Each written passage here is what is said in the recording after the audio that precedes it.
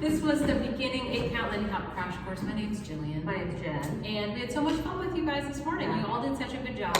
So we started off showing the basic footwork. Maybe I'll switch positions with you guys. I'm going to be leading in this video. Jen is following. And so we started like this. Step, step, triple step, step, step, triple step. 1, 2, 3, 4, 5, 6, 7, and 8. Talked about those triple steps. They're just 1, 2, 3 steps, but they're syncopated because we're dancing to swing and jazz music. So, triple step. We practiced that a lot. We practiced putting it in a forward and back pattern. So back, triple step, forward, triple step. Side. Yeah, if you do it from the side, you can see that one of our feet is leading. Each time we do that triple step, the first foot down is in the front or in the back. It's leading us in a direction every time. So even when we are partnered up, we're going forward, forward, and back. Back, forward, forward, and back. We talked about how we want to stay on the balls of our feet while we're dancing all the time. So not on your heels, not up on your toes, but just back from your toes a little bit. On the balls of your feet, you can stay nice and balanced in that position. Move in any direction. It's kind of a good place to be. So then, if we show it maybe from the back, we talked about this connection with our partner too. Lisa, you're going to put this nice, firm, open hand on your partner's back and follows. Follows are resting their arm wherever it happens to be comfortable on the lead arm. So then we did this back, forward, forward, and back. So then we took this footwork and we did a couple other movements. We did the flip-flop, where here, these, you're just opening up and rotating that upper body a little bit, opening up that arm. So first with forward and back leads, we talked about how your arm stays right next to you. If you just want to lead your follow straight forward and back. If you want them to do that flip flop, you're just going to need to open up a little bit. Think about your arm like a door hinge. It's going to make the follow have a rotational rock step here. We're going to do the same thing on the other side. We're going to rotate. So we could do this if we wanted to go back to the forward and back. I just keep my arm straight.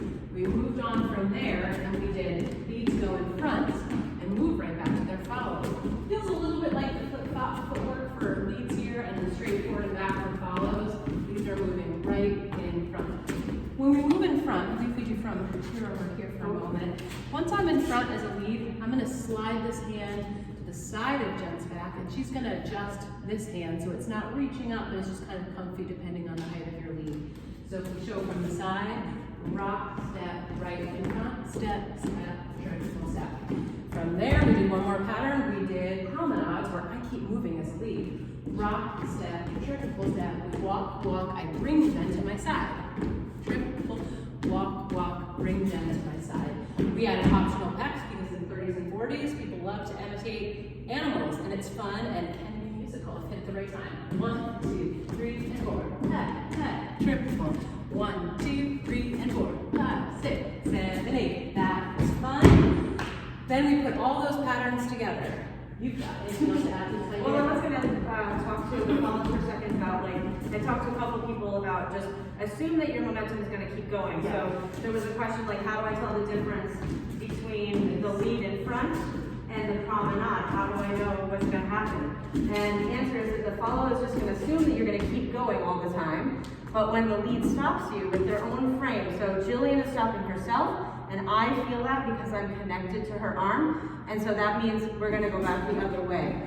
So just the good rule is to just assume that you're going to keep going forward or whatever momentum you're given. The other question I had was people wondering if you have to do 2 promenades in a row. Oh yeah, I forgot to mention that. Yep. You can do one and end up on the other side facing in the other direction, and then do basic, or do whatever. You don't always have to be facing the same way, so you can put these together like puzzle pieces, you don't have to do 2 in a row. And we're showing it, and Jen's following so well. And she's talking, it's great. Boom, ba, da, dee, da, boom, boom, ba. That's okay. Boom, ba, da, dee, da, boom, ba, da, dee, da. Putting it all together. All of these patterns lead up to something called the swing out that we didn't do. We usually don't get to in our crash courses because it takes a little longer than 2 hours to get to. But if you do take one of our 7-week classes, we get to something called the swing out. We take this 1, 2, 3, 4, 5, 6, 7, 8. So it starts just like that lead in front, but then we go into this swing out, and this is kind of the Lindy Hop Basic. Again, we didn't do this today, but I just wanted to show you kind of what we're aiming towards if you keep on dancing with us. That's it. Yeah. You guys did a great job. Good job. Thanks for spending the day with us. And there is a beach ball.